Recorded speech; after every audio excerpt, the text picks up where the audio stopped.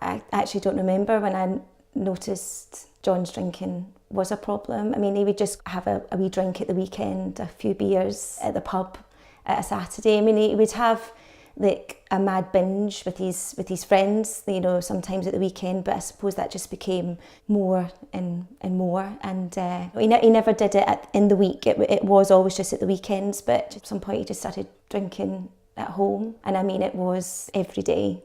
I hadn't actually realised it, you know, but the drinking in the house, like I would be finding like cans of beers and bottles of vodka, and the kids had started to find it. I mean, they actually thought it was a game.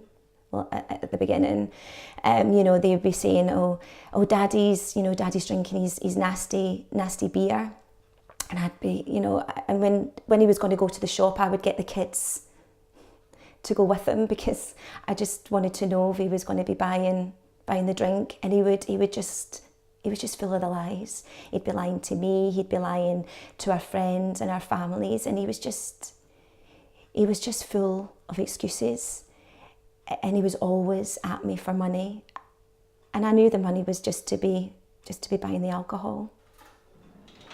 When he was drunk, he couldn't move, and it was getting to the way that he'd just be lying in bed and he would just be full of sick.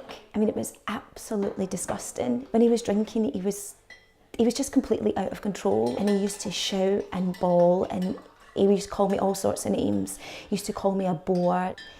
He never ever was violent to me. He never ever hit me, but he used to say the most awful things. And what made it worse for me is the kids. The kids could hear it, and that's what used to get to me. And then he would just get up the next day and not remember a single thing. It never happened. I mean, I remember the day it came to a head. It was a gorgeous sunny Sunday afternoon, but it actually started on the Friday because he'd came back from work and he'd just started drinking, and he just went straight through, and there was people coming over to the house, and you know, they were just all just getting drunk, and I was thinking to myself, my kids are here and seeing this. And there was this one man, he was very drunk, and he nearly fell on my wee one. I mean, I actually don't know how I managed it, but I managed to pull my wee boy before he hurt himself. And I thought to myself, this is a really bad situation. You know, my kids could get hurt here, and I just thought, I have to do something. And he'd always said to me, well, if you don't like it, you know where you can go. And I thought at that point, I've had enough. And I went upstairs and I packed enough stuff for me and the three kids. I went to a hotel. I mean, I didn't know where else to go. I mean, the kids kept asking, where's Daddy? Where's Daddy? And, you know, I just was telling them lies. I didn't want anyone to know the truth. And it took John 3 days to finally realise that me and the kids were gone. 3 days. And he kept like phoning and asking us to come home, and I just knew that if I did, he would just say sorry and I would go back and nothing would change. And not this time. You know, I told him, no way are we going back. This time you blew it.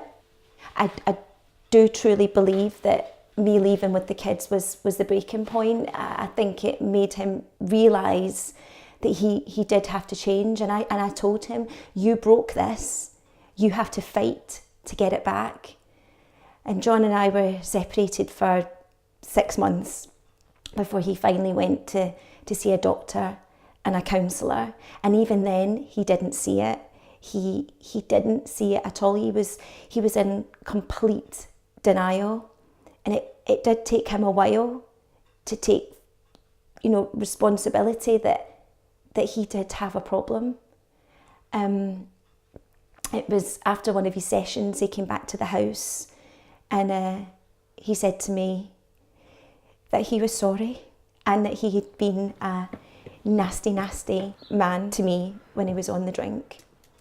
I think you really need to try and work with the person when they're trying to stop. I mean, I used to shout and bawl at John, and I mean, absolutely broke my heart when we separated, and I know it did with him, but we had to, for him to change, for him to fight to get us back.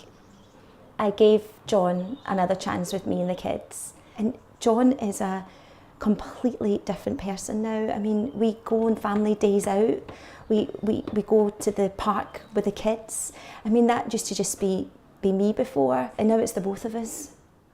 Everybody's situation is different, and you have to know that there is help out there, not just for the person that's trying to stop, but for the families too.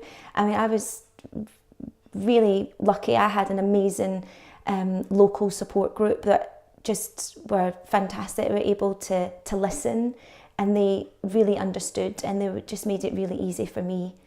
The last thing I wanted was to break up my marriage. I know deep down I love John with all my heart, but for us to go on, I know that we both needed support to move on, and you know, we were very lucky.